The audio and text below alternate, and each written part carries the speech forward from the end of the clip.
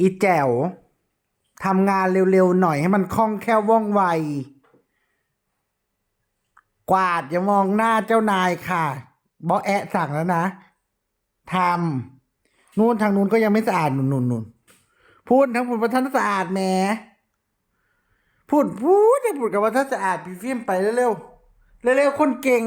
ป้าพี่ฟิล์มว่าเก่งอีหลีสู ว่าแอะเดียวเจอกู